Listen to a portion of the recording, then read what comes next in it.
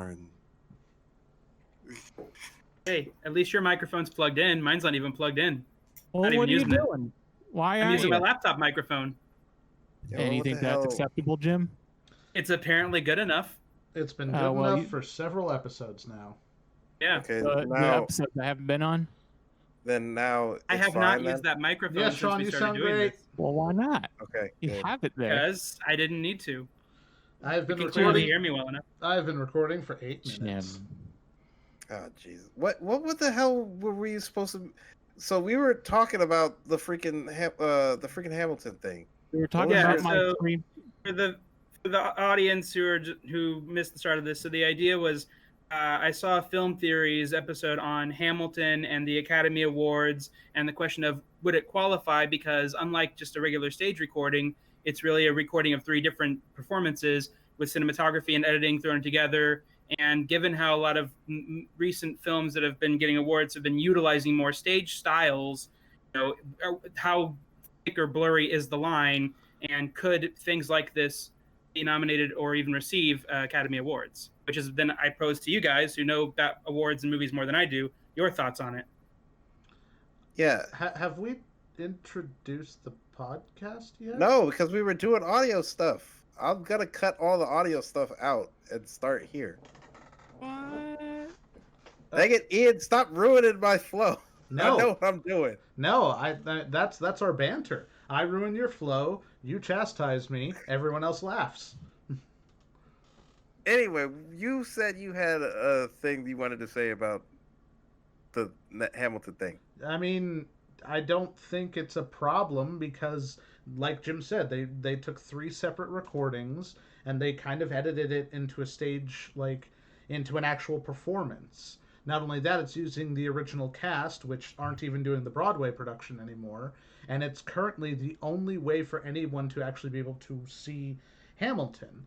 Like, I don't see why it couldn't be nominated for both a Tony and an Academy Award, because it's already, if I'm not mistaken, it's already won Tonys.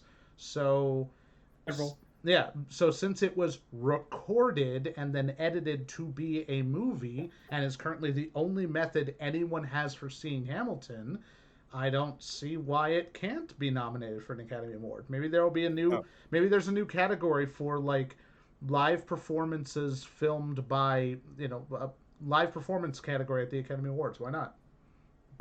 Even disregarding like the type of movie, I mean, things like awards for actors specifically, like I think it, like given what we've had so far, I don't think it has an unfair. I think it has a fair shot of some accolades for that. I don't think it should win anything for editing. I mean, the girl's flower. I mean, come on, they could have been a bit more consistent with the costumes, but yeah, but.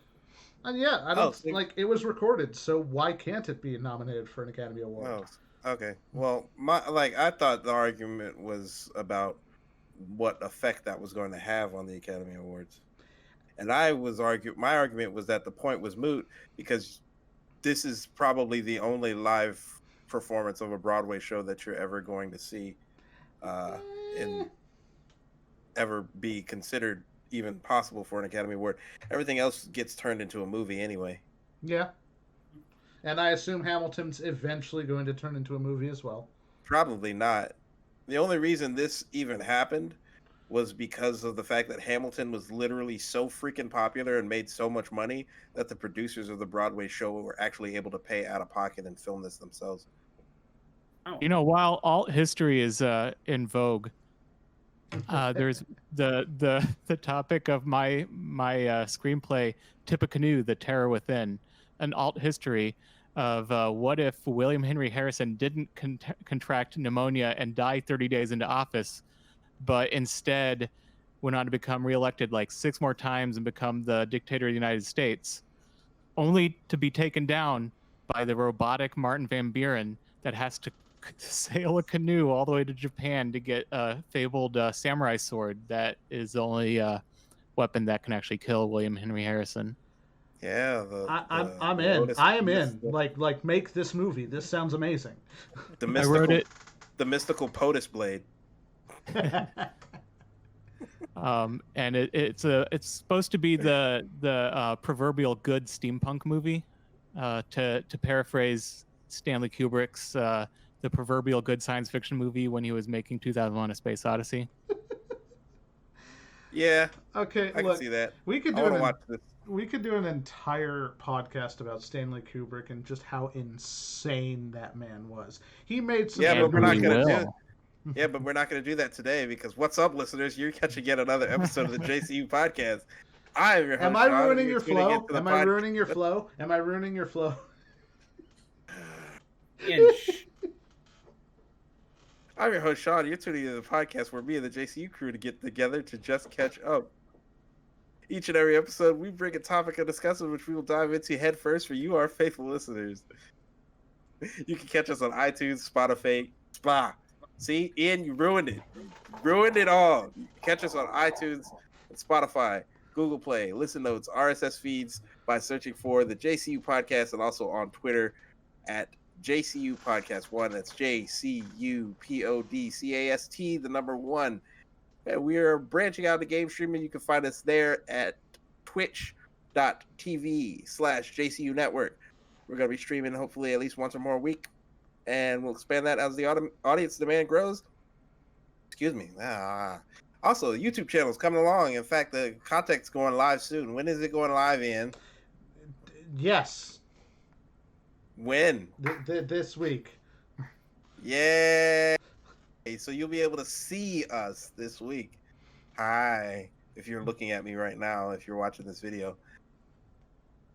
But yeah, the YouTube channel is coming up. And not just this podcast, but lots of other content will be coming down the line. So if you want to support us, please do all the chosen platform things. Like, share, follow, subscribe, ring the bell so you don't miss a new episode. And now it's time for the JCU roll call, which I didn't write. I'm gonna ad-lib it this time.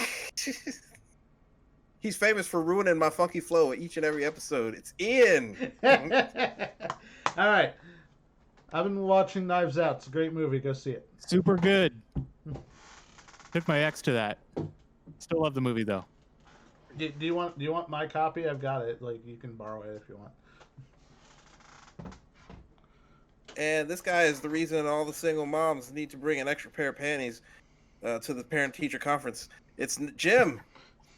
One of y'all needs to mute notifications. I'm sick of hearing boop boop. You can turn off your own notifications. Yeah, Yeah, I know, right? don't hear him at all. I'm Yeah. not hearing anything. Yeah, I've I think heard it's you, Jim. I don't Yeah. know what I'd be getting notifications for. Yeah, well, you need the notifications notifications. for all the single moms that are sliding into your DMs. No, I meant And- like on my computer because there's nothing. I'm not receiving anything. Do you have Chrome open? I'm doing this on Chrome. Do you have other tabs open? You know, I'm gonna move past this whole thing. Whatever this is, I'm moving past it. Because now we got to introduce the master of music and the senator of sound. It's Nathan. Junior senator from Vermont of sound. Oh wait, no, it was a senior senator from Vermont that was in Batman, right? Yeah, that was. Yeah, Oh, yeah. Yeah. Bernie is the junior. At Yeah. 80 years old, he's the junior senator. Yeah, How? I don't understand how that Because works. the other guy's super because old. Leahy's older than him. Leahy's like what, 90 something? Is it Leahy? It's Leahy, right? That's his name. Yeah, Why He's are the- people allowed to be career politicians? because we Because have a we screwed up didn't figure system? out. Yeah, we didn't figure out how to stop them yet, or rather, we did. We just didn't implement the plan properly, and then, other things happened, like a virus and Yeah. politics and politicians and whatnot. And this guy is the he's the only guy on the podcast who actually is a normal human being. It's Caleb. We can fix that. We'll make you one of us.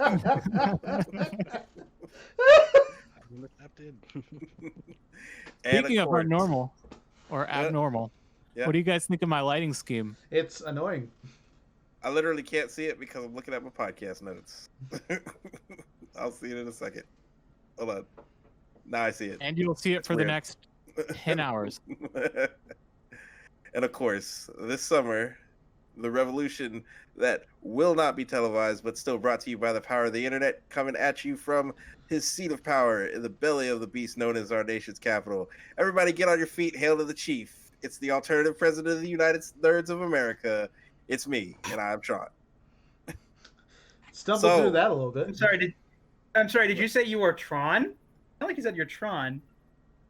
Yeah, you know what? I am Tron, and I fight for the users. But are you the Wendy Carlos Tron or the Daft Punk Tron? I'm definitely the Daft Punk Tron. Daft Punk Tron has 2 circle thingies. Circle blade, whatever. Oh yeah, that's right. He's got 2. Because he's twice as badass. Anyway, what were we talking about? Today's topic is about M. Night Shyamalan, by the way. Oh yeah, we're talking about Shimmerlin Ding Dong. Shyamalan, la la la la, get a job. Anyway, first topic: is it problematic to call him Shyamalan Ding Dong? No more problematic than Shyamalan, la la la la, get a job. But you know, I'm gonna keep doing that. I mean, he's rich, he's famous. Yeah, he's gonna be all right.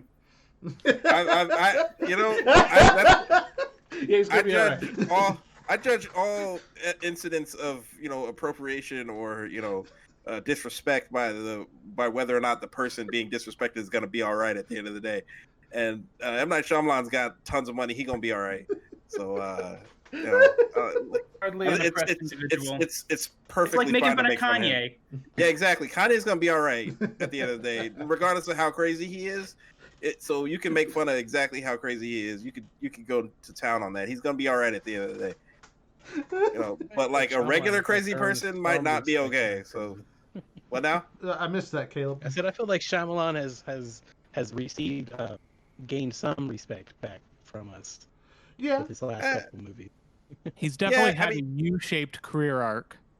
Yeah, that's actually that's pretty much it. Yeah, definitely you. I mean, I'd argue that this latest movie has kind of dipped back down. I would argue that it didn't. I like that he took some real risks with that one. It's his first real attempt at making an actual series, because almost every other film has been just an individual piece that doesn't have any continuation. He is kind of falling back into some of his old tropes, but I don't mind, because I like his tropes. Like, I'm one of the few people who actually likes Shyamalan. You and me both, Nathan. I do. I like him a lot. And Jim has thoughts. Quick question / thought. Should we issue a spoiler warning? Oh yeah. Yeah, you know what? Are we going into spoilers for these? Spoiler warning for everything that M. Night Shyamalan has ever done or touched or had anything to do with. More so than almost any other film director, knowing the ending to a Shyamalan movie ruins that movie. Yeah, definitely. Considering I've only seen 4 of his movies, I feel like you guys are about to ruin a shit ton of movies for me. Yeah, well, weren't you the one that suggested this topic? No, that was Nathan. I didn't want to do this at all. No. Let's start with this. Which ones have you seen, Jim, and what are your thoughts on them? All right. So I have seen 4 of Shyamalan's movies, although I only thought I saw 2 because I forgot 2 of them were Shyamalan movies until you reminded me. Only one of them I've seen more than once, and that is The Village. It is my favorite of his movies because it's the only one I've wanted to rewatch. I enjoyed it that much, and I will admit part of that is due to the atmosphere and the score. I love the soundtrack to The Village. And you know what? I don't care if people don't like the twist at the ending. I thought it was still fun. Yeah. My favorite thing about The Village is the first credit at the end of the movie is featured violinist. Before actors, before director, before anything, featured violinist Hilary Hahn, and she's phenomenal. Beautiful, beautiful music. Yeah. Other than that, I've seen Sixth Sense. That was the first of his movies I saw, much younger. And then I saw Split in theaters, I think with you. With possibly. Who you're pointing, but we don't know who you're Ian? Oh. All right. I thought maybe you as well, Nathan, but I couldn't remember exactly who I saw it with. I know I saw it with people who were excited about the twist at the end. I'm like, I don't know what's going on. I think it was you guys, but maybe I'm wrong.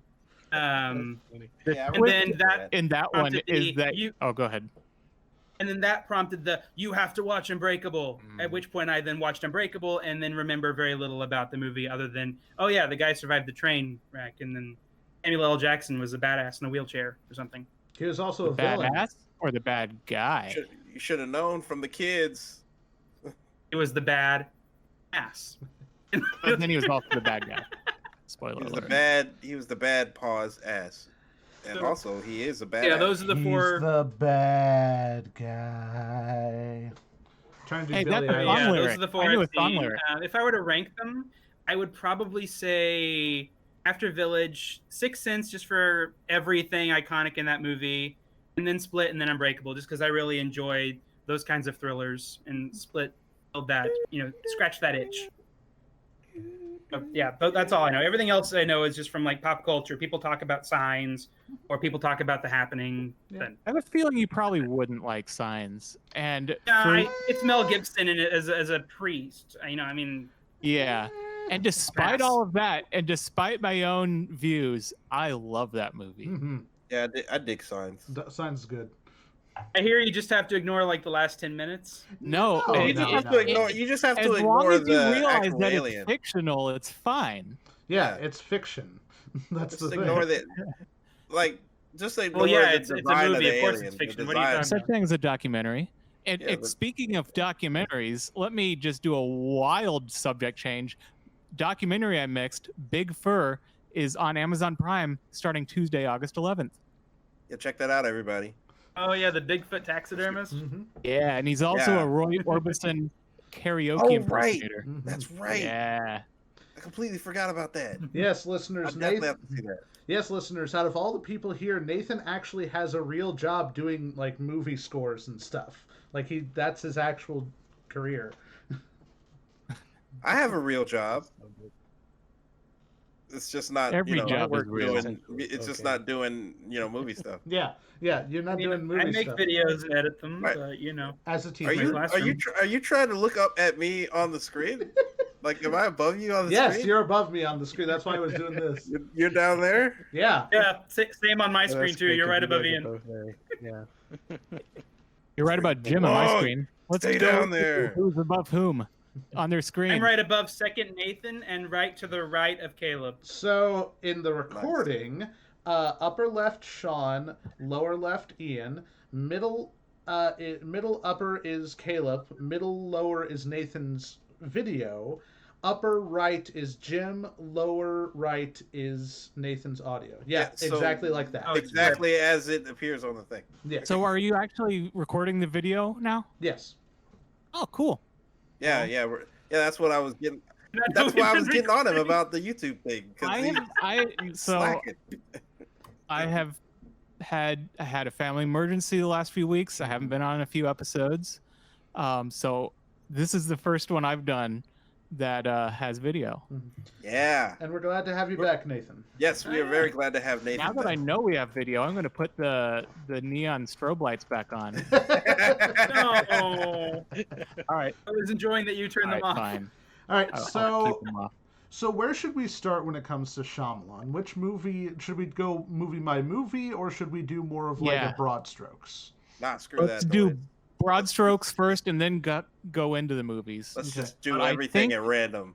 I think both of those things ought to start with The Sixth Sense, because that's really like not just his first major movie. That's He his had, I breakout guess he movie. wrote He had he two wrote movies Stuart Little before that. before that. He Well, he did had write was like Stuart he Little. directed He the did the actual movie. screenplay of Stuart Little. Yeah, he directed like two movies before. Yeah, I think he's One while he was in remaking one of college. those. He did by the way. Wide. Yeah, probably. I think it's Triangle Wide with Awake. Anger and Wide Awake. Yeah, I think Wide Awake is the one he's Yeah. doing a remake of. Oh, all right. All right. And there's He might also do an that. untitled M. Night Shyamalan Universal project coming out next year, ostensibly, but coronavirus might throw that off. Yeah. I It's always throwing find everything else off. I always find it weird whenever IMDb is like untitled name of this person project. It's just like that doesn't mean anything. Like Yeah, but it's mysterious. it Well- may have been fun and mysterious back in like 2006, but now nobody cares. Well, I care. Eliza Scanlon cares. Gail Garcia Bernal cares. Yeah, I'm just listing off the cast. yeah. All those people who are involved in the pre-production, they care. Mm-hmm. Don't you belittle their work and their hard work and effort by saying it doesn't matter. Judgment. Hey, Ian. Their work matters, Ian. What's wrong with you? Yeah, Ian. Anyway, I think Sixth Sense was the breakout movie, and I think that's the movie where he became. Yeah, that's definitely the movie where he became a household name, right? Oh yeah. Yeah. Oh yeah. Absolutely. They were calling him the next Steven Spielberg. 1999 for the record. Mm-hmm. Yep. To be fair, his breakout movie was better than Spielberg's breakout movie, which was, I think, Close Encounters? Sugarland Express. Are you sure that was his breakout movie? Well, it was his first movie. I don't know if it was. I would have argued that his breakout movie was probably like Close Jaws. Encounters. Like Jaws. I would say that. Oh wait, was Jaws 75? I don't know. Yeah. Yeah, okay, then yeah, it would have been Jaws. I thought Close Encounters was the first one, but that's wrong. Close Encounters came out the same year as Star Wars, which is why it didn't win any of the Oscars. Oh man. And Star Wars lost to Annie Hall. Yeah. Yeah, For Best Picture, but Star Wars won a lot of Oscars. it did, Best but it Score. lost. Does anybody even know what Annie Hall is, other than the movie that beat Star Wars? Woody Allen comedy. Yeah, I mean it's a comedy. It's Woody Allen. That's about it. Yeah, see, there you go, right there, Woody Allen, somebody who should probably be more forgotten than remembered. Yeah. Ooh. Yeah. When we get into the whole Yeah. death of the director thing. Yep. So M. Night Shyamalan, after The Sixth Sense, he went on to do So, Unbreakable. Yeah, but Sixth Sense was like, I'm trying to think, was that might have been the movie with the really dope score? They all have really dope scores, Yeah. but no, Sixth Sense doesn't have as memorable No, of a score as yeah. like Signs or The Village. Dope No, I'm scores, thinking yeah, of the Are you score thinking to of Unbreakable. Yeah, I think I'm that thinking of the one- score to Unbreakable. yeah. That was epic. Mhm. I mean, so Yeah. M. Night Shyamalan worked with the same composer from Sixth Sense until After Earth, of all things, and then he got a new composer for the newer movies, which is a damn shame, but is what it is. Can we not talk about After Earth? Just kind of forget that movie exists. I haven't seen that one. One of three of his You movies. I will haven't not seen. erase Will Smith's contributions to the Shyamalan legacy. It's still missing a Will Smith rap. Have you seen or After Jaden. Earth? It Yes, I has a have. 4.8 out of sucks. 10 on IMDb. It's properly sucky. Only Now- because it's missing a Will Smith rap. Let's Yeah, exactly. We'll get to that. Let's back up. Okay, fine. Back up to when Shyamalan was good the first time around. Okay.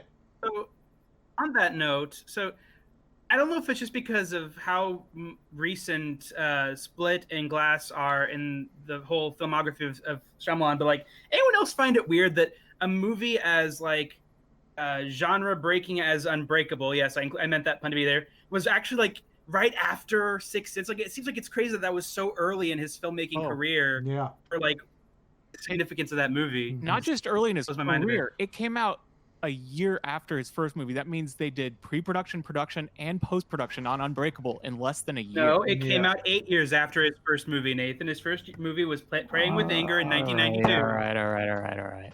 It came out 1 year after Sixth Sense. His breakout movie. 2000. Which ones? But yeah, The Sixth Sense and Unbreakable came out within a year of each other, yeah, which Yeah, is you didn't know pretty that? great.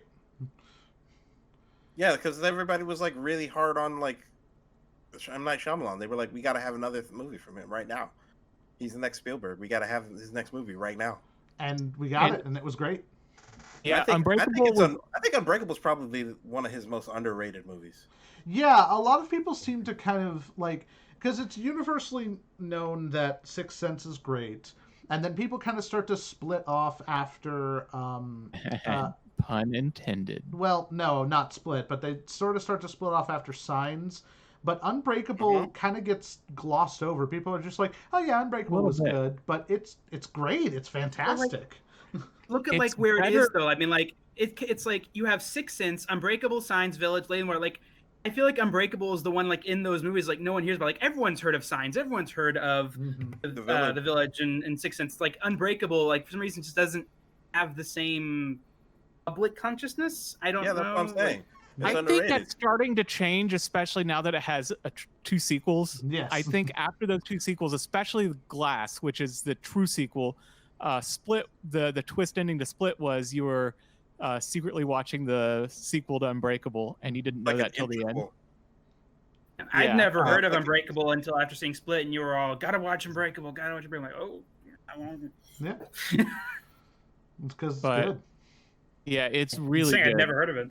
And it came out like it's his superhero movie, and it came out right before superhero movies were like everything. Right. Like this, 2 years after Unbreakable, Spider-Man came out. The same year, the X-Men movie came no, out, wait. right? Yeah, I was about to say X-Men came out in 2000 as well. Yeah. Yeah, so it was right in between X-Men and Spider-Man that Unbreakable came out as sort of a more deconstructionist take at the whole superhero Yeah. genre.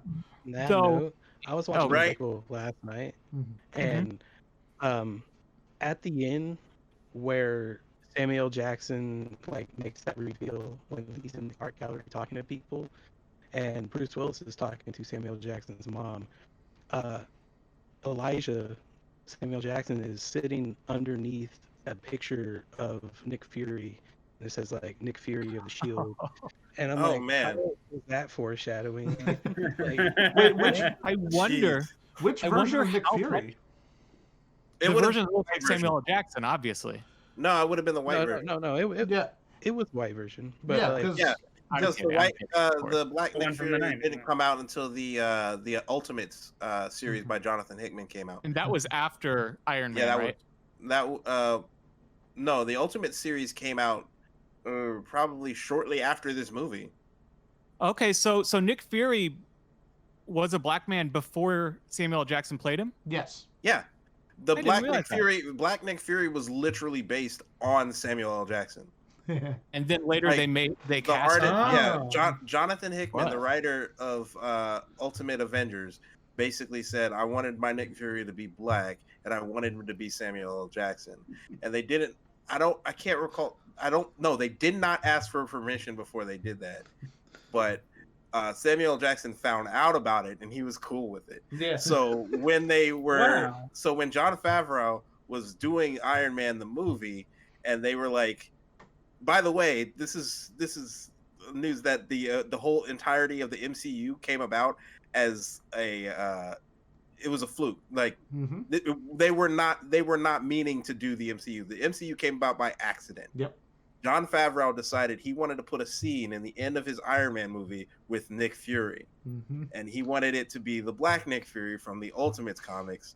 So they went and found out that Samuel L. Jackson was free. He said he wanted to do it. And that is literally the birth of the MCU in that moment right there, because Jon Favreau decided he wanted to put an Easter egg in a movie. Yeah, and not only that, the end credits scene to Incredible Hulk, which came out a month later, wasn't filmed until after Iron Man. Iron Man came out, because the internet went nuts over the idea, oh, there's going to be an Avengers movie, and everyone was just like, oh, I guess we're going to have to do this then. And so they filmed the extra scene to be tacked on to the Incredible Hulk a month before it goes to theaters. That's nuts. So what an incredible year for superhero movies, 2008. So get this. So the Incredible Hulk, Iron Man, Dark Knight all came out that year. Yep. And yet the movie Hancock, Yeah. starring Will Smith, Yep. had the gall to advertise itself as the best superhero movie of the year. It's not a bad movie. No, it's not but bad. It's the fine, third but best it's movie that year that starred superheroes. but if you Or had to, fourth. yeah, I mean, like, it's the best superhero movie. It's like it's Best fine. fake superhero movie of the year. The best superhero of the movie of the year starring Will Smith. Did it have a Will Smith? Just like After Earth, Um, directed by no. M. Night Shyamalan. And I rest my case. M. Night Shyamalan did not direct Hancock.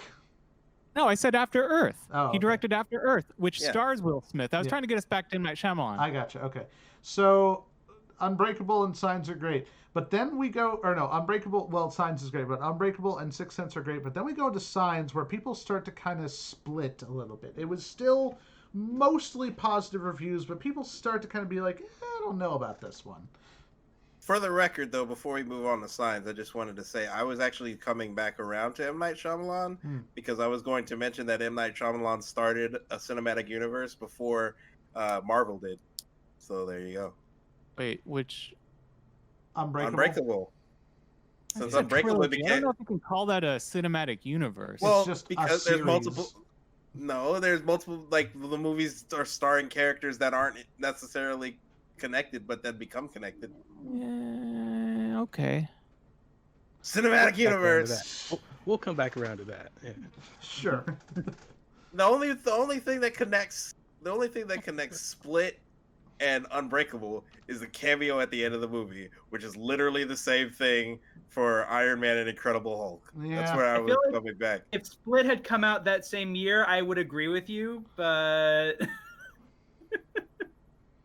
It literally is. You still there? before that cameo, you didn't We're on know this that now. they were anything even remotely connected to either movie. yeah, it's Shyamalan- just the 16 Anyway. years difference. Anyway, Signs, Aliens, Mel Gibson, and oh god, what's his name?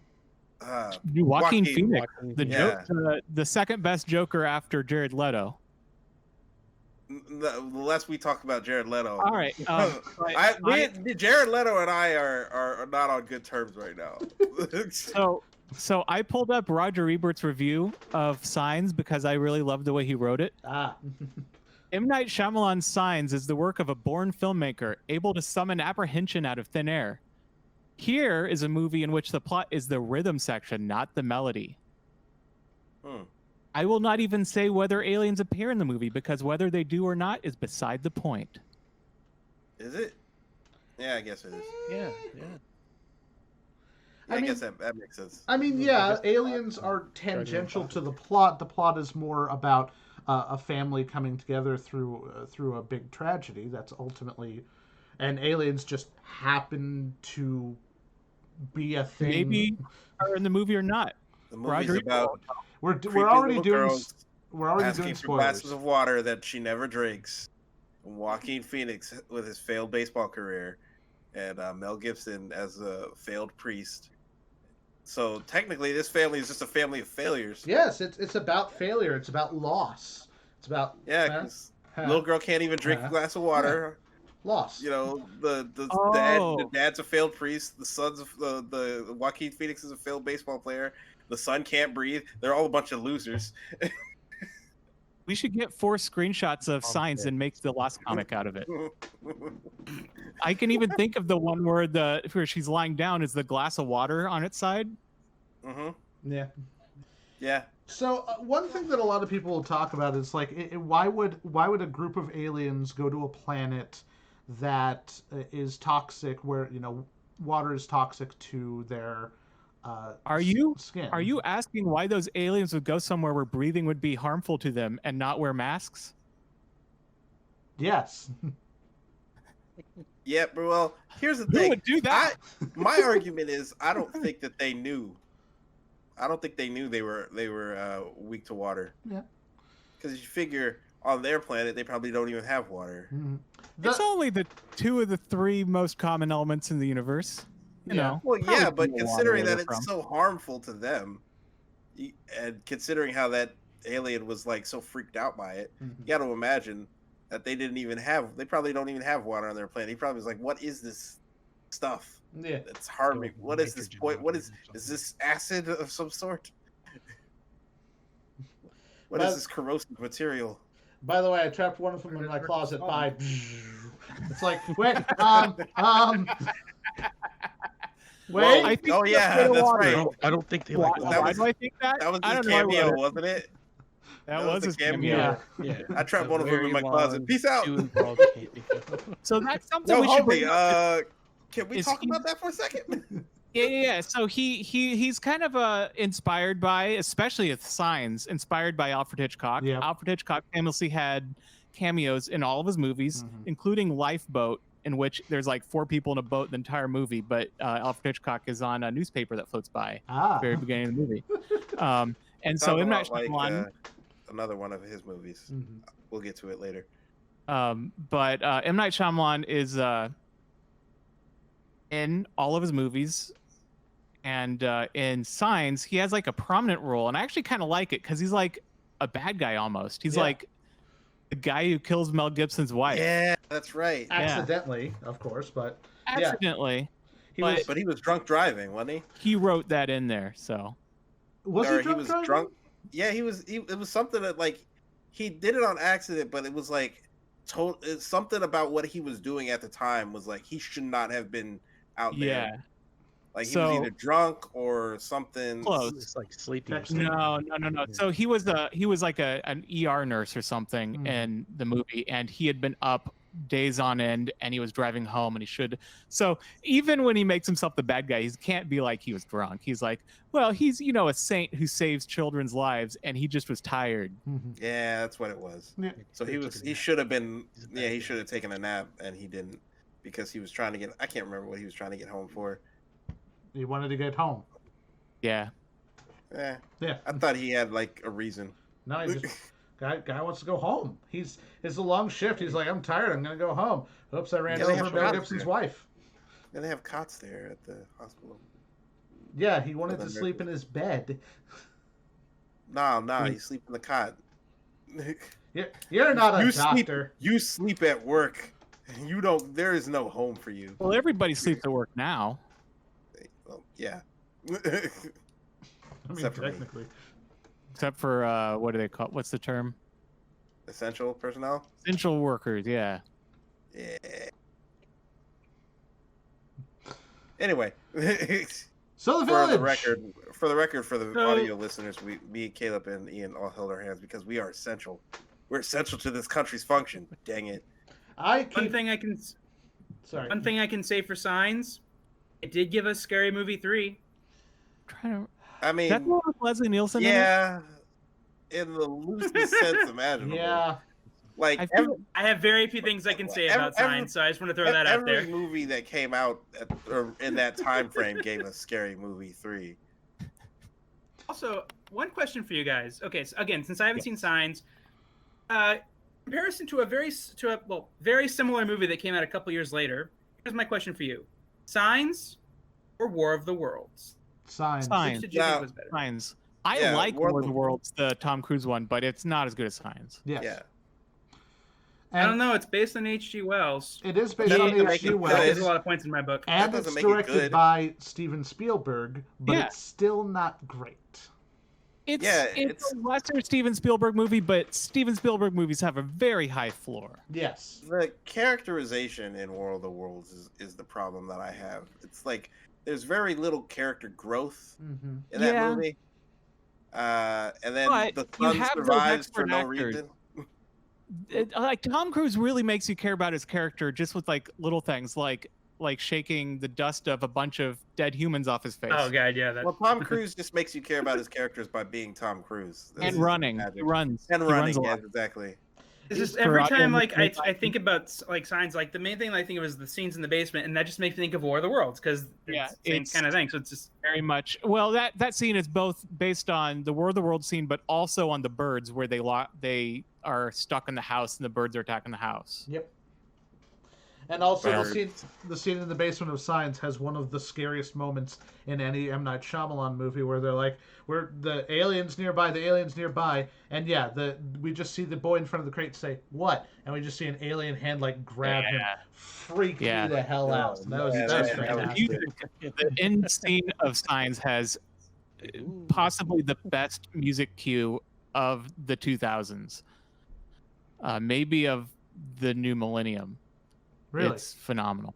All right. Yeah, it's all based on 3 notes, and throughout the movie, those 3 notes have been ominous and foreboding. And then in that scene, he somehow makes it majestic and like hopeful. Same 3 notes. who did the score? James Newton Howard. Ah. Oh, he did that And for James Yeah, he's Newton the Howard. same, yeah, same guy who did most of Shyamalan stuff. Yeah, I didn't all know the it way was the up same guy until- doing all of them. Yeah, Not he all of did them, just a Sixth lot of them. Sense, Unbreakable, Signs, The Village, Lady in the Water, The Happening, Last Airbender, and After Earth. I learned something today. And after Earth, he quit. Yes, anyone would. After It's a damn shame he did, because right after that, Shyamalan's career took back off. And yeah, I he did know. Split and Glass, and I would have killed somebody on Fifth Avenue to get to hear James Newton Howard's score to Glass. That's That probably would've been what. He That's has probably a what place shook to work Shyamalan on. out of his funk. Yeah. He was like, So- Howard left me. What do I do? I gotta get that. It's like then he has this Rocky montage of like whatever directors do when they're training, training to direct movies better. What do directors do in their training? We watch a lot of movies. Basically just what they do when they're not training, which is sit on the couch, eat popcorn, and watch movies. Like I've got a stack of films right here. I've got Brazil. Instead of punching bags, they punch movie theater seats. Well, now I would love to watch that at some point, Ian. Brazil? It's great. You know how the movie theater seats. I'll watch it sometime.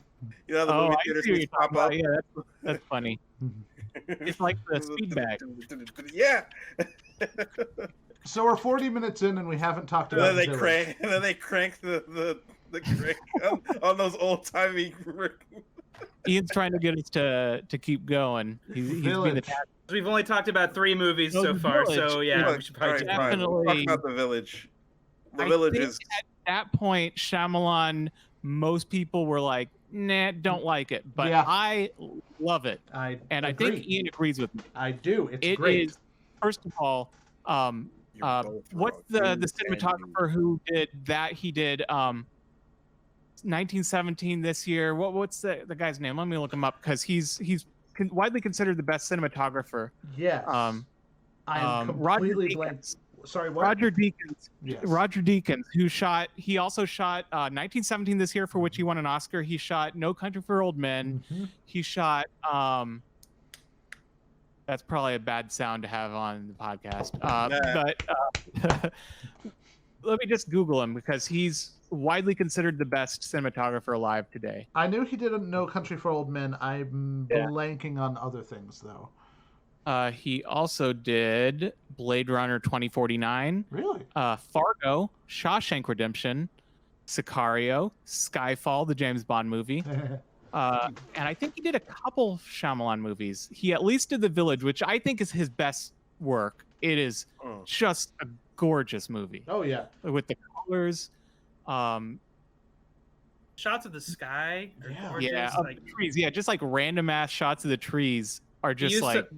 The use of the red and the yellow in that movie as well. Which, did you guys know that the use of color in that movie is a direct reference to the terror alert colors? So red color being bad from 9/11. The whole movie's basically about post 9/11 America. Interesting. I actually didn't know that part.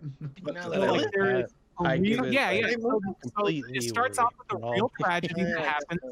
And then they make fake tragedies. So the real tragedy, the people whose family members got murdered, spoiler alert, in modern day that go to the village really happened. That's 9/11. And then the monsters are all these fake like boogeymen like Iraq and Iran that it's really all about that. That probably would explain why nobody liked it. I remember when I first saw the movie in theaters. Because I think. Oh, sorry, Caleb. I was just gonna say, when I first attended the movie in theaters, it was the first Shyamalan movie I watched in theaters, and after that, I didn't watch another one until Split. Wow! It really turned me off. Oh shit! And now that I know that, I need to go back and watch it again. Yeah. I'm curious, like what turned you off from it? Honestly, like the twist at the end, I was like, that's what it was the whole time. That was it. That's what we're doing here. Enough. Okay, I'm done here. Yeah, the problem is that after The Village, everyone was just like, oh, okay, so that's what he does. There's always a big twist at the end, and that isn't always true with a lot of his films. Ironically, like the next 3 or 4 movies he did had no twists. Yeah. And arguably, Signs didn't either, though. I mean, you could make a case that Signs kind of does. Because it actually is about aliens, but that's not really a twist. Yeah. That's kind of the point of the film. I mean, I guess the idea that God is real is the twist in that, and that like all of the things are, but it's really more of a. I don't consider that a twist. Mm-hmm. What the monster not being real in The Village? Yeah, so The Village arguably has multiple twists. The monster's not being real, and then there's a fake out twist where you think the monster's going to be real, like that there was a real monster that the fake monster is based off of, and then it turns out that's Adrian Brody, which by the way, the cast in The Village is also phenomenal. You have Sigourney Weaver, you have Bryce Dallas Howard, you have Joaquin Phoenix, you have William Hurt, you have Adrian Brody. I'm missing someone. You have the guy who played Mad Eye Moody is in it. He's also the detective. Oh God, what's his name? Yes. Oh, I know this guy. Oh Irish crap. actor. Yeah, I know. Yeah. Frack. I can't. You're think of right his though. name, Like, yeah, I know what you're talking about. that scene though in the Brendan woods, like I Gleeson. love it. Yeah. Like, the whole thing about Adrian Brody, yes, and the idea that she doesn't know that it's him. She thinks she's fighting off one, and it just adds the extra layer of like, oh, she doesn't know. Yeah. She doesn't know. That's the thing. And they're also not going to tell her. Yeah. At the end, it's clear that nobody's going to tell her that she killed Adrian Brody. Yeah. The people who watch the film kind of focus too heavily on the fact that, oh, the twist is really dumb, and it kind of takes away from the fact that it's just a really good thriller. It's a solidly built atmospheric thriller about these people who are living in essentially like a self-commune reservation of some kind, and it's damn well directed. It's probably I'll make a statement and say that I'll make a statement. I think it's probably his best directed film. Yeah, I think it's not his best script. I think it's a damn good script. I think he had several better scripts, but I think I agree with you. I don't think there is a movie that he directed better than that. Yeah, I would argue that I think that's I think the 9/11 angle is probably what turned people off of it.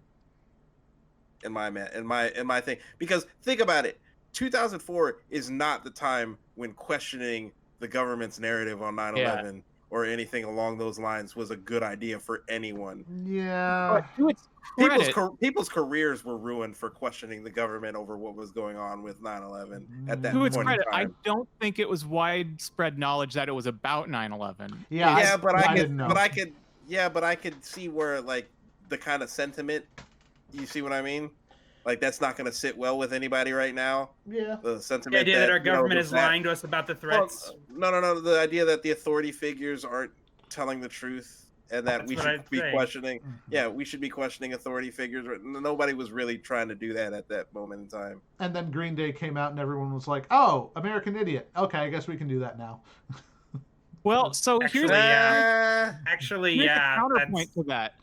So, well, it's not really anti the war on terror, but United 93 came out, the Paul Greengrass movie. The guy directed Born Supremacy with the handy cam style shots, directed United 93 in 2006. So 9/11 movies weren't that far out from 2004, though arguably ones that are critical of the government were. Yeah, probably. Yeah.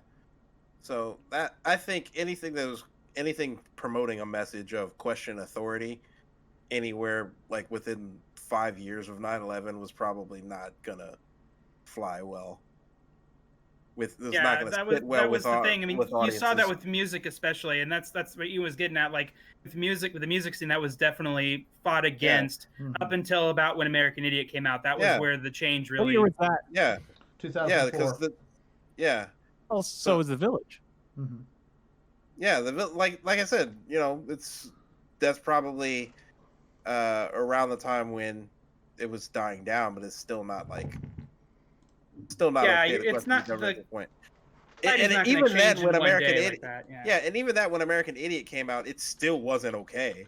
Remember, American Idiot was incredibly controversial. Yeah. The only reason that you think that like it said that it was okay is because you were a young kid and you were all about questioning authority at that time.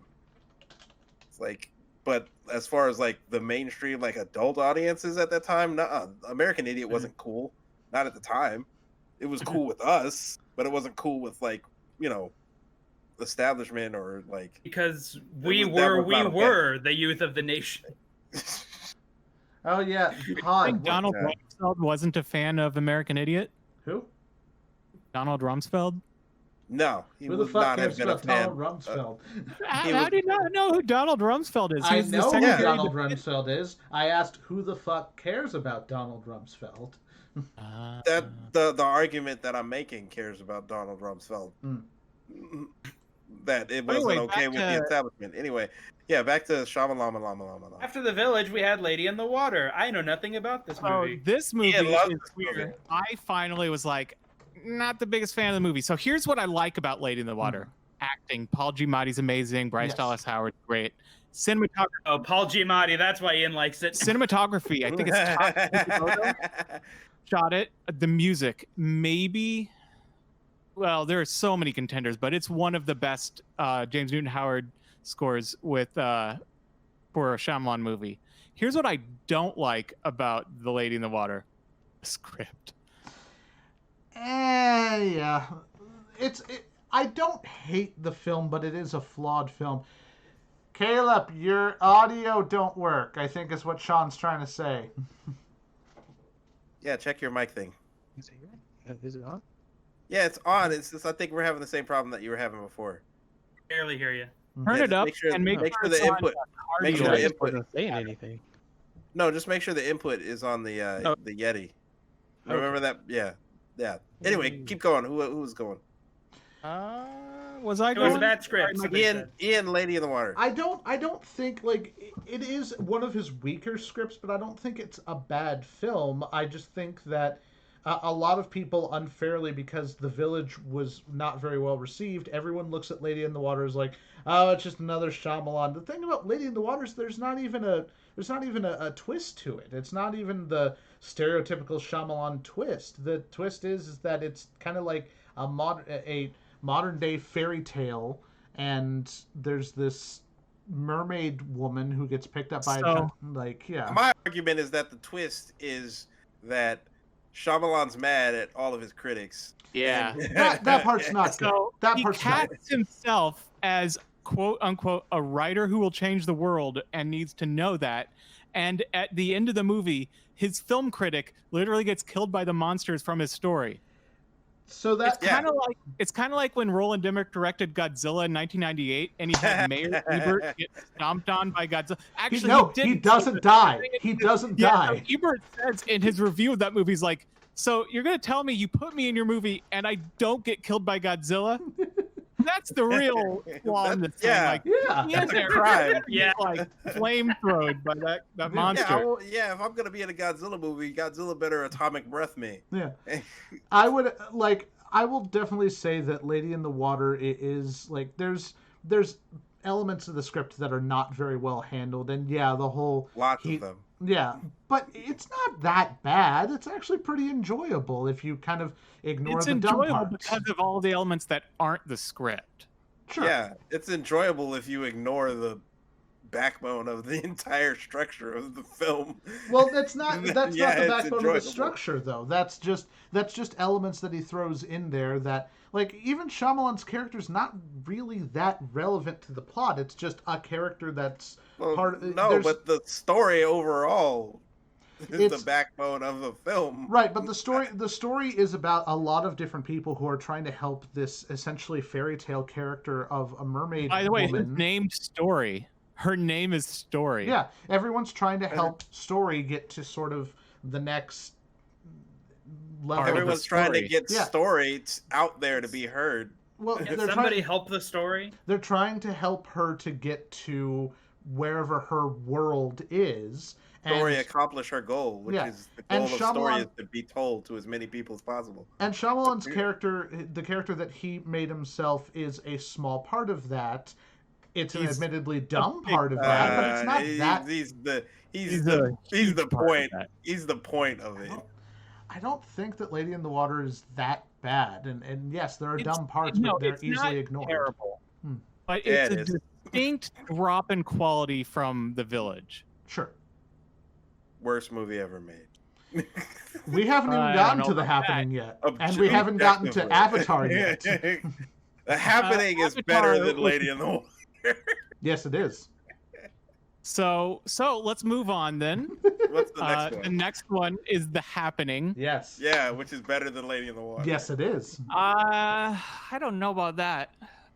Not by much, but the Lady in the Water bar is so low. I think The Happening might be the best directed bad script I've ever seen. I hear that if you don't take it too seriously and just like let it be campy fun, it's not terrible. It Like isn't. Street Fighter. Even the premise is not really that bad. It's just the execution kind of loses itself about halfway through. And I will absolutely defend this to the end. The first 30 minutes of the movie are spectacular. By Except the time for every scene that has Mark Wahlberg in it. He's not bad. it's not He even all that plays- terrible. He's just hilarious. He plays himself. There's one of the Yes. scenes. There's a scene where they're going through an infected city where where everything is happening. There's a scene. The happening is happening. Yes. The Happening, yeah. Hell, do you remember seeing that shot of like people falling from buildings and that? That's the opening shot, and it's actually pretty cool. It's amazing. Yeah, that stuff like, yeah, it has an interesting premise, but Yes. that's pretty It's- much the extent of The what's thing- good about The Happening. And the premise is not even all that odd. It's essentially that Earth is kind of a living thing, and that plants are releasing a spore that are making humans suicidal because humans are, polluting the planet. So it's basically like it's M. Night Shyamalan trying to do a big disaster film, but in his own style. Not a terrible idea. It's just the second half is really badly done. The first half is excellent. Is The Happening a prequel for After Earth?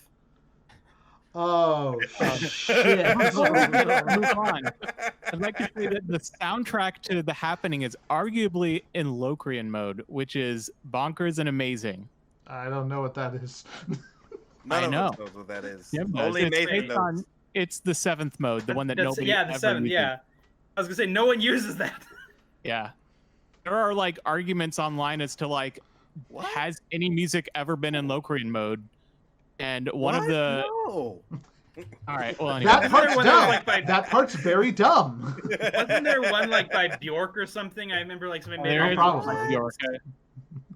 Yeah, Yeah, well, That's my so- favorite part of that whole movie. It's so Locrian mode, but So the happening, like I said, Sean, or the part where the dude just lays down and let the lawnmower run over him. That's actually pretty funny too. Well, like I said, the elements where people are getting killed off, like that one person shoots themselves and then another person sees them and they walk over, pick the gun, and shoot themselves. It's like, holy shit! That's like there's some terrifying elements to this, and the even guy once who shoots himself, yeah. he's Yeah. in the movie Succession. He's in the TV show Succession. He's the son in that. Oh. Nice.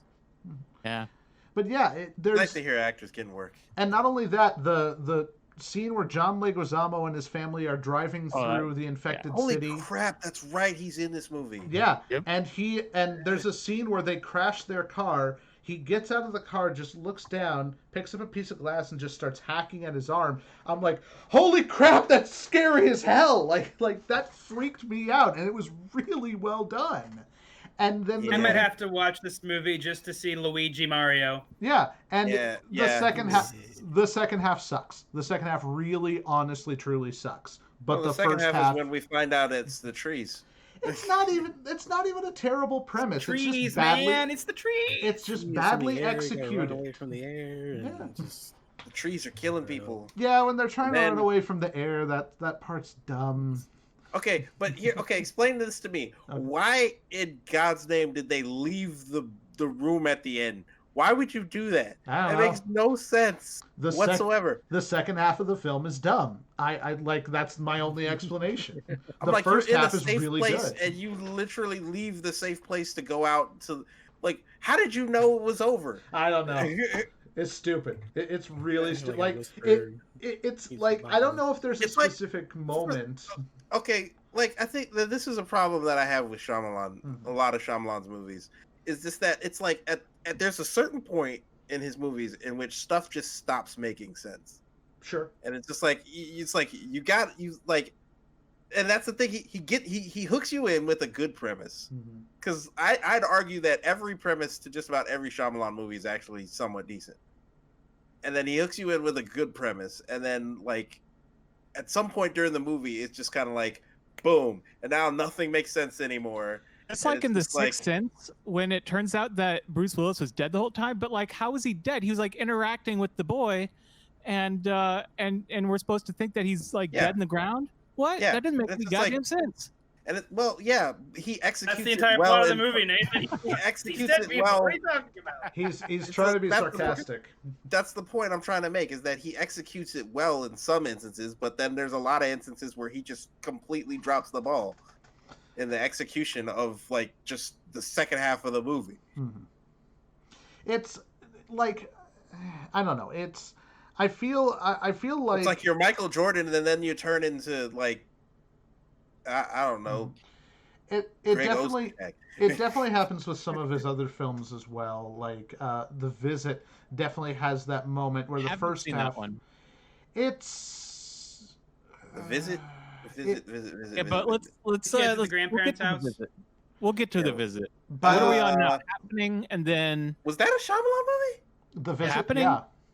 No, The Visit. Yes. Yes. Yeah. That's what he made it right before Split. Yeah. That's the movie where But- the two kids go to the grandmother's house, the grandparents' house, right? Yeah. Yes. Yes. Holy- that Oh, I actually didn't was know that. good. I didn't even know that existed. That was actually good. That was his comeback after Earth. That Yeah. was hilariously scary. After Earth. But then again, I'm frightened of it. Well, Yeah, the next after the it came out next in movie. 2013, I'm Visit frightened of old 2015. people, so Yeah. The next movie he did was The Last Airbender. Was supposed to be a trilogy, Yes. right? Yeah. Well, if he does one movie per season, then yeah. Yeah. yeah, it was. Okay, wait, Is which it movie really are we that on? bad? Which movie? What, The Last Airbender? So All right, Yeah, we'll get. that bad? We will get to that. What's the next movie Yeah, we after talked it about that. happens? This is the The next Last movie. Airbender. Oh, okay, good, good, 2010. good. Okay, so let's get into that. The Last Airbender is quite possibly the worst movie ever made, other than Lady in the Water, because of the fact that it's based on material that is so well defined. It's like you didn't have to do anything. That's the thing that makes Last Airbender so disappointing, is that it's like it's already done. You literally don't need to make any changes. The only thing you need to do is maybe cut some stuff for time. Everything is written as perfectly as it could possibly be written. You have storyboards already done. It's like the movie's already made for you. Just direct it. Yeah, but at the same time, though, like I personally don't like the idea of like, hey, let's take this season of a TV show and try to condense it into a movie. Like, you're either going to leave out a lot of important things, or it's going to feel hella rushed. Yeah. I just Which don't know one- how you do that. See, Or that's it's the gonna thing be is 6 hours either long. of those things, if it had just been rushed, or if it just had left out a lot of stuff, it still would have been epic. Because think about it, if somebody just ran through the entire first season of Avatar: The Last Airbender in like just the smash, like if you just watched a trailer of just smash cuts of everything in The Last Airbender, you would still think that was awesome show, and you would want to watch the crap out of that. Yeah. So even if it was super rushed, or if it was just a whole bunch of stuff that was cut out of it, it still would have been epic. But he made changes to what was already there, what was already established, a world that What did was he already change? built. This So is many the things. one I haven't Whitewashing. seen. So What? so many things about the action, I didn't so hear what many Ian things about said. the what? Whitewashing. Yeah, whitewashing. Hmm. He did that which was see, that's the thing. He whitewashed in some areas and then didn't in others, which was really strange Mhm. and didn't make any sense. It's like so there are characters who should be Native American that he whitewashed. Yeah. There are Oh, characters who should be Asian that he whitewashed. So the main character should be an Asian monk, and he whitewashed that. Yeah. The other two main characters that are like on the same, like their other protagonists, they should be Waterbenders Native are based on American. Inuits. Yeah. Yeah, they should be Native American or Inuit. He whitewashed them too. Mhm. Then you get the villains who should be Japanese, and he made them Indian. in. And it literally, it's like, why? Yeah. Why? That makes no sense. Then you add to the fact that there's they have these powers called bending. They work in a certain way that's already been pre-established in the show. It's Oh, already you said already works. bending. I think you said beddening. I was like, what? The bedding. But it's already pre-established in the show how bending works and exactly what you need to do in order to bend and this and that. And he just changes it. And it's seemingly arbitrary. There's no reason for him to have changed any of it. Yeah. But he does for no reason. Yeah. It doesn't So- make any sense whatsoever. Yeah, as dumb as After Earth is, Avatar: the Last Airbender movie is just the worst thing he's done. Really, truly is. It makes me mad, but more I'm just disappointed at the fact that you had an opportunity for greatness and you squandered it so bad that it's taken how many years now, and they're only just now talking about making another live action Avatar: The Last Airbender. It's been 10 years. It's been 10 years now, and they're only just getting around to talking about a live action Last Airbender again. Yep. Something we're skipping. Wait, what did we skip? So even though he didn't direct it, he did write the movie Devil about the people stuck in the elevator, and I actually love that movie. So was that before Last Airbender? Same year, about the same time. So, because like, really, yeah. Jesus, I feel like that movie came out. I feel like that movie came out much later. No, 2010. I'm not familiar with this one at all. That's good. Devil, now see, that's interesting. Devil was actually slightly okay. I like it. I would argue it was fine. It was good. Yeah, I would argue that Devil was probably like, and I think I remember at the time people were saying, "Oh, M. Night Shyamalan's coming back." Like after Last Airbender, they were saying, "Oh, M. Night Shyamalan wrote Devil. He's okay, so he might be, he might be on the upswing again." People were like, "Yeah, M. Night Shyamalan might be coming back," and then After Earth happened. Yes. Jim's gonna walk away for a moment. Also, we're like over an hour at this point, so I don't know how we're gonna wrap this up. We're gonna wrap it up by not wrapping it up. We're just gonna be we're gonna wrap it up by admitting that this is part one. We're over an hour, one. but we have parts that we're cutting out. So let's go on to After Earth. Oh yeah, that's right. We've got a whole chunk of stuff that we got to cut out. Remember, Ian? Oh yeah, there's like a good 20 minutes in the beginning of that, probably. Right, including this part. Yeah, exactly. Anyway, moving on. So After Earth. So I have not seen this one, but it does have a 4.8 out of 10 on IMDb, which I think might be the lowest rated of Shyamalan's movies. I mean, it also ruined a very good pattern, because up until that movie, he had released a movie on every even year of the 2000s. Everyone was like 2000, 2002, 4, 6, 8, 10, and then 13. What the hell, Shyamalan? Well, it's because asking for trouble breaking a cool pattern like that. That's what happens when you make The Last Airbender. Yeah. Yeah. And After nobody Earth, trusts you. Like, I don't even know if we should even talk about After Earth. It's so weirdly acted. The acting is just so wooden by both Jaden and Will Smith, and it's partially purposeful. It's weird considering that they're a family. It's I know. You'd think they'd have better chemistry. And they don't. And it's really and I get, like, there's elements to it. Why? Because Will Smith's character is supposedly this great warrior because there's this alien race that attacks people with emotions, but if you have no emotions, you're like invisible to them. So Will Smith senses you based on your emotions, and if you're emotionless, then you can hide from them. And it's called ghosting. Yeah, and Will Smith is this emotionless warrior, and so his name's Cypher Rage. Oh God, yeah, his name is so dumb. Oh man. Oh God, Cypher Rage. I think for me, it's so with badly. that one, they don't give me a reason to care about the protagonist. Yeah. Or even what's happening. And like, I would have just rather had like a fake documentary on what would happen to the world after humans are gone. Yeah. After the happening. Oh yeah, and also the entirety of Earth is uninhabitable because all of the aliens have evolved to kill humans as effectively as possible, and yet somehow Will Smith's son, who has no warrior training at all, is able to navigate this planet no problem. That's not true. He actually does have warrior training. He's in warrior training at the beginning of the movie. I see. Has he just started? No, he's actually well in the midst of it. His problem is that he has no discipline.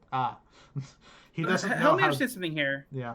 Are you're saying that this is a movie about Will Smith, who is a heroic warrior who saves the planet from aliens? Yes. Is this a follow-up to Independence Day? Or Men in Black? Or Men in Black. I mean, which itself is probably I feel follow-up a theme here. yeah. Will I feel Smith- like what happened after Independence Day was Will Smith was in Independence Day, right? And then he saves the world, right? And then he loses his job with the military because whatever happened, like there's like the depression happens. So then he starts working for New York City as a police detective, and he gets divorced, of course, from the stripper lady, and he moves to New York and he becomes a police detective. And then he joins the Men in Black. I feel like there's a greater Will Smith expanded universe out there that somebody needs to write about. Oh, probably. You know what? We can actually do an episode about the Will Smith extended universe. Will Smith at this point. We spend a lot of time talking about Will Smith in these shows, don't we? He's cool. Why not? He's worth talking. He's a character worth talking about. Yeah. Maybe one day we could get him on the show. That'd be great. Anyway, what's the next movie after? Visit. The Visit. Oh, okay. This movie genuinely terrifies me. Yeah. But I'm terrified of crazy old people, though. So I feel like this is a movie that I'd heard of a long time ago, and then I was like, I should check that out, and then I completely forgot about it. And then looking into Shyamalan's like, oh yeah, that movie came out. Yeah, you and everyone else. This movie kind of just came out, and some people were like, oh, this isn't bad, and then everyone just kind of forgot about it. And I'm not a huge fan of The Visit. I can't really explain why, mostly because it just feels too gimmicky. Like, oh, we're doing a found footage movie in 2015, like well after found footage had kind of run its course. It feels like he's trying to do a thing that's a little too late when it comes to this style. Yeah, jumping on the bandwagon a little bit too late. Yeah, I get that. Yeah, he's but with that subject matter, that's like all the other found footage movies don't bother me. This one actually genuinely disturbs me. Yeah. What's after this one? Split. 2016. Yeah. Actually, another fun fact. There's only 2 cases where Shyamalan directed a movie that came out 1 year after a previous movie. The first was Unbreakable, 2000 after Sixth Sense. The second is Split in 2016, 1 year after The Visit. Mm-hmm. And one's a sequel to the other. What is he trying to tell us? What a twist. I like looking for number patterns. What can I say? But yeah, no, the twist in The Visit. I mean, does anyone care if I ruin The Visit? I think the grandparents. The grandparents are not the grandparents are not the grandparents. They're crazy people from an insane asylum. Yeah. Oh, slightly different than what I was expecting. I thought maybe there was ghosts and no taking over the grandparents or something. No, the mother. The real grandparents were killed by the crazy people from the insane asylum, and then the crazy people from the insane asylum pretend to be the kids' grandparents. Wait, how the hell do those kids not know what their grandparents look like? They've never met their grandparents because their mom left home when she was like young before she gave birth to them because they kicked her out of the house or something for getting pregnant before she was married, or right.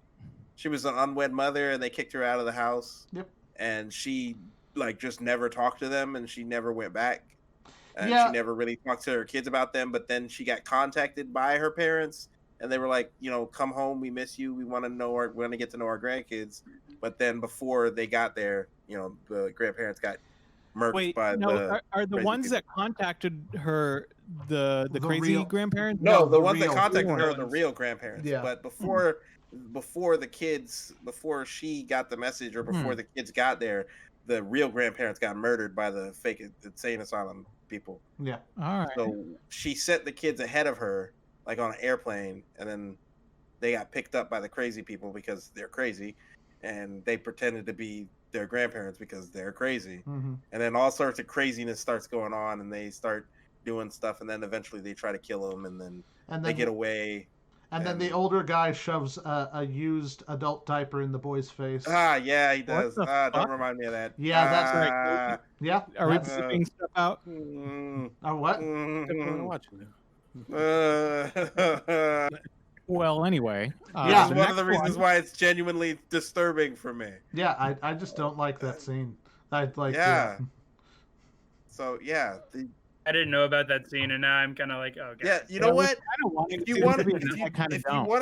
you're slightly interested in the movie, but you don't necessarily want to sit down and watch it, what I would suggest is that there's a YouTube channel called Found Flicks, and he basically does kind of summaries of the movies with like clips and everything involved. So basically, you'll get the gist of the entire movie. I had to actually watch the movie, but if you want to do like that, I saw this and I was like, I wish I had just seen this. Yeah. So, yeah, he does it for a lot of horror movies. So if you ever want to watch a horror movie, but you don't necessarily want to sit through the whole thing and actually watch it because you think it might be bad, check it out. He does a lot of them. So he definitely does The Visit. So check that out. That just like Found Flix, FLIX, and The Visit, and you'll be able to watch that. And it's like 20 minutes or something. Yeah. Anyway. And so then the final two films are Glass and Split, or Split and Glass. Split and Glass. Yeah. Yes. Split Glass. 2016 and 2019. Yeah. Which Split's amazing. Like just as a standalone movie, that one was just awesome. It's really good. The acting by James McAvoy in it is so good. Holy crap, that guy's a genius. He does like a wider, like has to do so much stuff in that. That was and the other awesome. thing is, like in a lesser actor, what he has to do would come across as kind of goofy, and there are some moments where it's kind of comical, but it's always moments where you know that the film also realizes it's comical. It's not like like not funny without meaning to be. Right. Yeah, not unintentionally funny. Yeah. Yeah. But he's just. I don't know if it's just his acting or if it's all of it. Like, you know what I mean? Mm-hmm. I think his acting does so much work to carry the movie that it's just almost like you almost forget that there's a whole bunch of other stuff going on around it that actually does make it good as well. Yeah. It's kind of like watching. It's kind of like watching. Ironically, because I just got finished watching The Last Dance. It's kind of like watching Jordan and the Bulls. It's like you forget that Scottie Pippen was there. Pippen is like a legit top 20 player of all time. Yeah, you forget that Scottie Pippen is one of the greatest players ever to play the game. Yeah, and then you have like Dennis Rodman, who's like a 5-time defensive player of the year, and yeah. Then you have you just have a great team around this person, but he's just so amazing that you just forget that. Oh yeah, he's playing with like probably the greatest team ever assembled in the history of the sport. Well, that's what watching Split is like. In this analogy, I would say that Anya Taylor-Johnson is the Scottie Pippen of this movie. Yes. She was the actress from The Witch.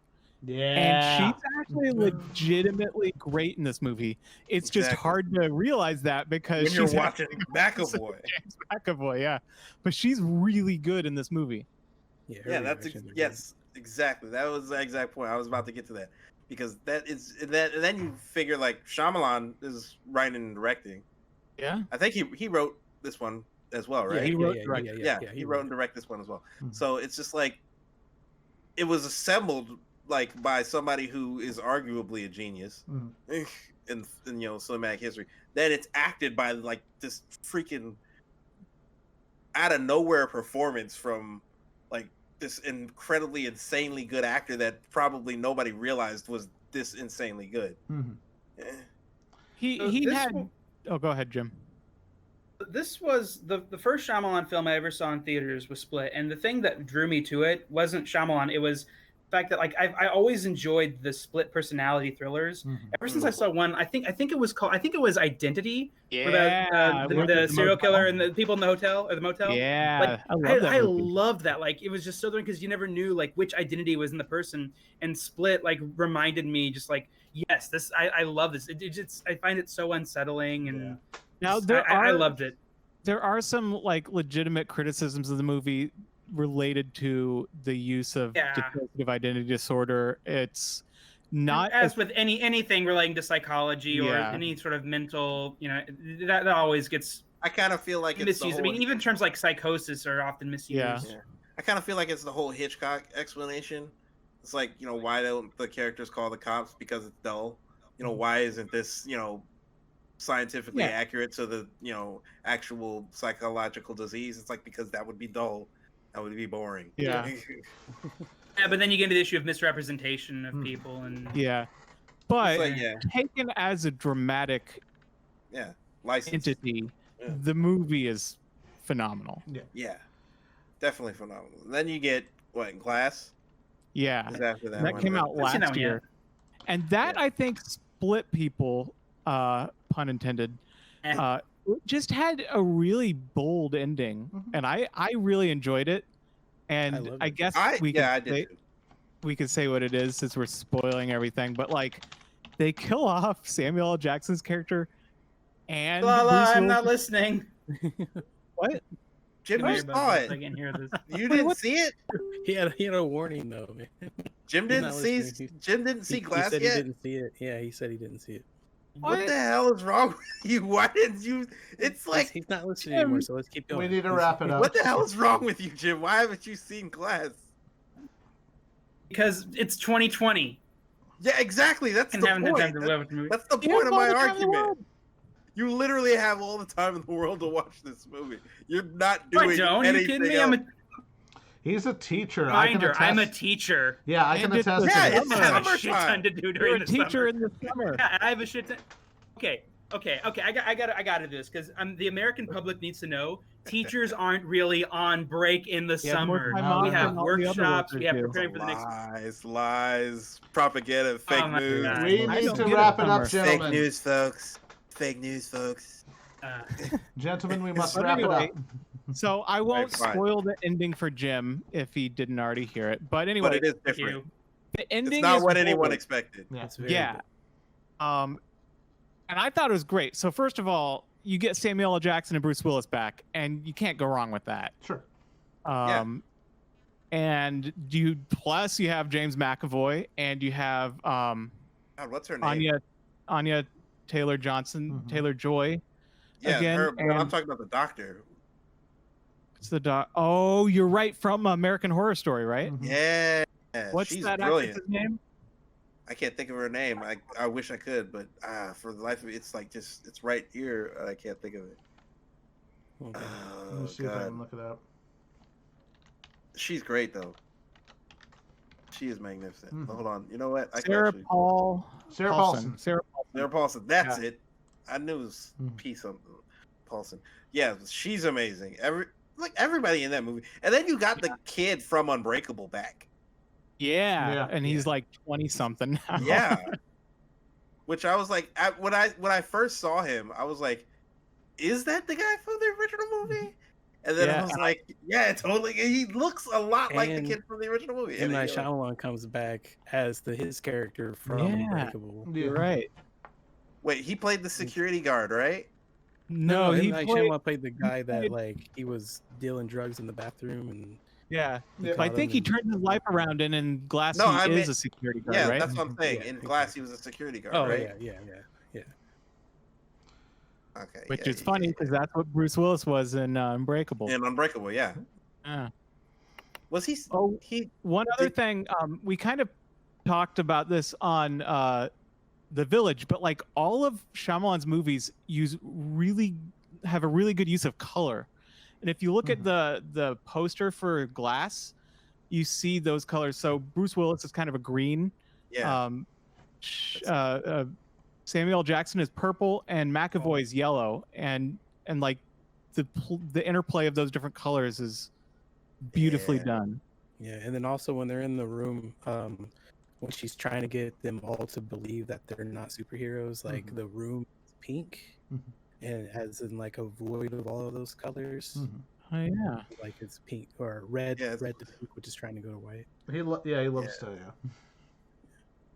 I will say though, one thing that annoys me about that poster that Nathan was mentioning is that like it has them laid out as like Jackson, McAvoy, and Willis, but it has James McAvoy over Samuel L. Jackson's picture, Bruce Willis over James McAvoy's picture, and Jackson over Bruce Willis. Yeah, but that's a. at least put them in the right Yeah, order. but that's the thing with movie posters and billing, and that has to do with with Then put legal the things. pictures in the order of the names. or Yeah, but it something. wouldn't look just as bugs me. yeah, but the posters are designed by artists, Mhm. who are actually trying to make it look as good as it possibly can. And there's thematically speaking, there's reasons why the character is here versus over there. Like heroes tend to face right on movie posters instead of facing left Yeah. or whatever. I can't remember exactly. I think that's it. I think you're right. And then villains face to the left instead of to the right. You know, You know the word in Latin for left is sinister. Extra. Yeah, makes sense. And That actually, makes sense. Dexter is the word for right, which is, I believe, why they called that show Dexter. It's because he's sinister. It's like a play on words. But he is right because he kills the bad guys. Elements, but He's right, but he's doing the wrong thing for the right reasons. sure. Get it? Yeah. Yeah. Fun fact, though, Anyway, on so Daring Unbreakable, Shyamalan actually wanted the Beast to be in the movie. Like, he wrote it for like a 3-part kind of thing, Really? and he couldn't figure out a way to introduce the Beast and make that movie like as short as it was, and so he just X'd it. And Touchstone didn't want to do a sequel, but he actually already had it lined up, and he just never. That makes sense because from my understanding, didn't he pay for Glass? Like a Yeah, lot I think of it was out of his self-funded. own pocket. Yeah. Yeah. But why did it So- take him 16 years to make Split then? Money. He probably couldn't get the money together. Yeah. Because Money and he was too busy making Last Airbender and The Happening and After Earth. But even still, like, yeah, even but think still, about before it. Last Airbender, he was making big hits. Like, I feel like if he wanted to make Split, he could have made it before he flopped with Last Airbender. I mean, yeah, but he probably didn't want to make Split like right away. He probably wanted to do other projects. Like, he probably wanted to do Signs, and he probably wanted to do The Village, and he definitely wanted to do Lady in the Water. Yeah, we're pretty lucky that we got Glass at all. Yeah, Sure. definitely He lucky. had to work with Disney to bring David Dunn into Split at all, because Disney owns Unbreakable. Yeah. Oh, yeah, that's right. They did. Oh, yeah. So it was Universal and Disney coming together to make Glass. Maybe If only they could come together to work on a Hulk movie. Yep. Haha, beat you to it. Anyway, another thing I'm going to beat you to is the ending of this show, because this has been yet another episode of the JCU Podcast. And now, ladies and gentlemen, so you are all caught up. And I want to thank each and every one of you for tuning in. You could be listening to any podcast in the world, but you are here with us, and we appreciate that. So, I want to thank our good friend Nathan Towns for providing our themes. Please check out his website at nathantownscomposer.com. We've been plugging it every week. Just so you know, Nathan, since you've been gone, we've still been plugging it. Anyway, you can find us on iTunes. You can find us on Spotify, RSS feeds, listen notes. You can also find us on Twitch and YouTube as the JCU Network. So please like, share, and subscribe, and ring the bell so you don't miss a new episode. So for myself and for all of the JCU crew members here, all of these guys, we want to thank you for listening to us today. It has been our pleasure, our privilege, and our honor to be with you today. This is us signing out. Remember to wash your hands. Don't touch your face. Wear your masks. And let's smack them curves, you guys. Peace. Smack them curves. Smack them curves. Smack them curves. Smack them curves. Smack them curves. So I assume we're done now. Curves.